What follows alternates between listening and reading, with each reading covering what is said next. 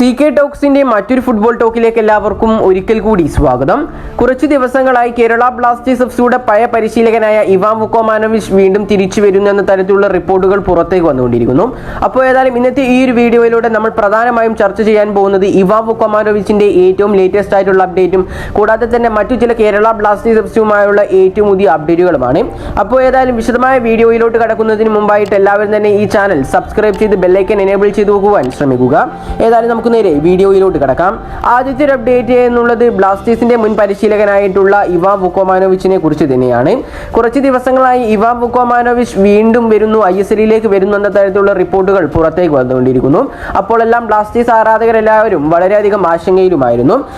നിലവിലേതായാലും നമുക്ക് അറിയാൻ സാധിച്ചിട്ടുള്ളത് ഈസ്റ്റ് ബംഗാൾ FC അവരുടെ മെയിൻ പരിശീലകൻ പോയതിനു ശേഷം അവർക്ക് പകരക്കാരനായിക്കൊണ്ട് ഇവാൻ വുക്കോമാനോവിച്ചിനെ നിയോഗിക്കാൻ ശ്രമിച്ചു എന്നാണ്. പക്ഷേ അത് നടക്കാതെ പോയി എന്നാണ് ഏറ്റവും പുതിയ റിപ്പോർട്ടുകളിൽ നിന്ന് നമുക്ക് അറിയാൻ സാധിച്ചിട്ടുള്ളത്. ഏതായാലും നമുക്ക് ആ ഒരു റിപ്പോർട്ടിലേക്ക് കടക്കാം. ഈസ്റ്റ് ബംഗാൾ FC ഇവാൻ വുക്കോമാനോവിച്ചിനെ ക്ലബിലേക്ക് എത്തിക്കാൻ വേണ്ടി ശ്രമിച്ചിട്ടുണ്ടായിരുന്നു അവരുടെ പുതിയ പരിശീലകനായിക്കൊണ്ട്.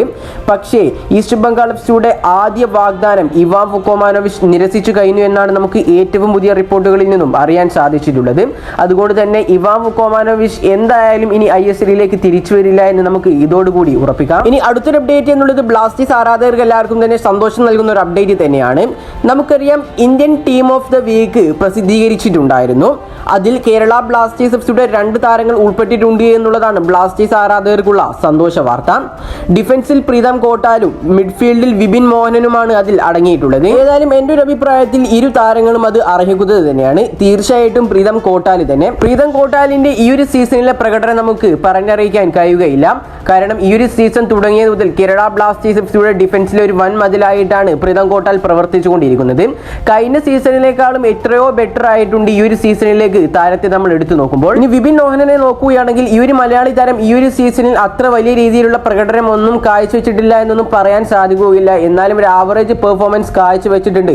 കാരണം എന്താണെന്ന് വെച്ചാൽ കഴിഞ്ഞ മത്സരത്തിൽ അഥവാ നോർത്ത് ഈസ്റ്റ് യുണൈറ്റഡ് എഫ്സിക്കെതിരായുള്ള മത്സരത്തിലെ ഐമന്റെ ആ ഒരു ഗോൾ ശ്രമത്തിൽ പാസ് കൊടുത്തിട്ടുണ്ടായിരുന്നത് സെന്ററിൽ നിന്നും വിപിൻ മോഹനൻ എന്ന താരമായിരുന്നു. ഏതായാലും കുറച്ച് മാച്ചുകൾ കൂടി അങ്ങോട്ട് കഴിയുമ്പോഴേക്കും താരത്തിന്റെ മികച്ച പ്രകടനം തന്നെ നമുക്ക് കാണാൻ സാധിക്കുമെന്ന് തന്നെ നമുക്ക് പ്രതീക്ഷിക്കാം. ഇനി അടുത്തൊരു അപ്ഡേറ്റ് എന്നുള്ളത് ബ്ലാസ്റ്റേഴ്സിനോടനുബന്ധിച്ചുള്ളതല്ല, മോഹൻബഗാൻ സൂപ്പർ ജയൻസിനോടനുബന്ധിച്ചുള്ളതാണ്.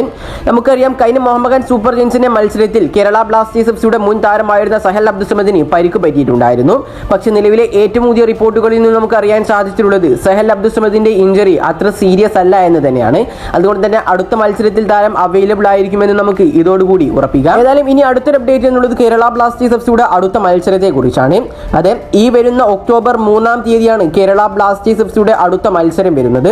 അതും ശക്തരായ ഒഡീഷ എഫ്സിയോടാണ് കേരള ബ്ലാസ്റ്റേഴ്സ് എഫ്സിയുടെ അടുത്ത മത്സരം.